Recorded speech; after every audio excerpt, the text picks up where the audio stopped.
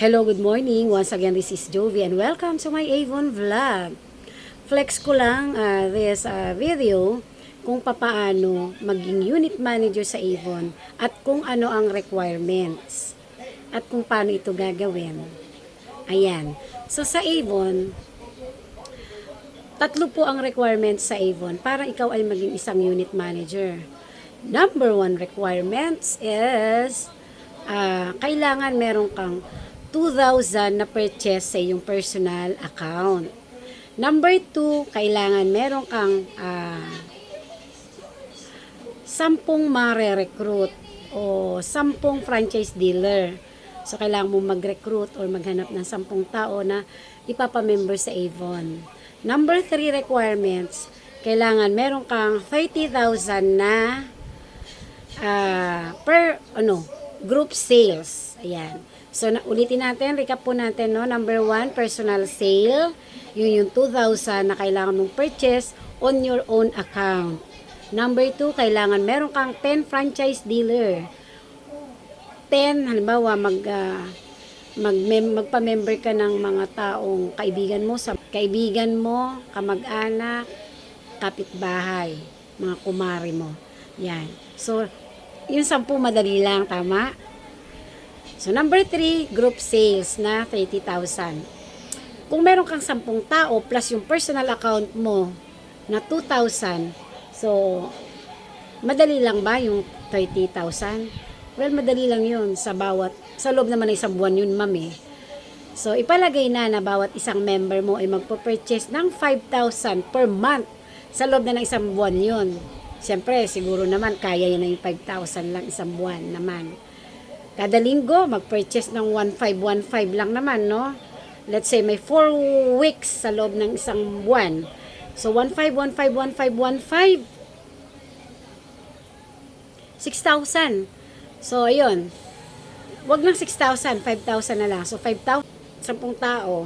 5, 10, 15, 20, 25, 30, 35, 40, 45, 50,000. 50,000 pala magiging purchase ng mga taong ng 10 tao. 10 tao magpo-purchase ng 5,000 sa loob ng isang buwan. Eh, may 50,000 ka pa ng benta. Plus pa yung account mo. Let's say, ikaw na unit manager, mag-purchase ka. Wag lang 2,000 as per requirements is 2,000. Gawin mo na rin 5,000. So, 5,000, di may 55,000 kang benta. So, ita-times yun ngayon sa, ito pala yung calculate. 55,000 times 6%. Kasi 6% po. 6% po ang earnings ng pinakamababang level ng unit manager sa Avon. 55,000 times 6%. So, meron kang 3,300 na earnings. As a start, di siyempre okay na siya, di ba? So, sa susunod na buwan, di taasan mo na lang uli yung benta mo. Magparami ka na ng tao and magparami ka na rin ng benta for you to earn higher. Kasi pag naman po nagbenta ka na ng 100,000, hindi ka na 6%, kundi 7% or 7.5% ka na. Kung 100,000 na ang benta mo, hindi na 6% ang computation ng susweldoin mo, kundi 7.5%. So, 100,000 times 7.5%, ito po yung magiging earnings mo. 7,500. Yan. Meron kang 7,500.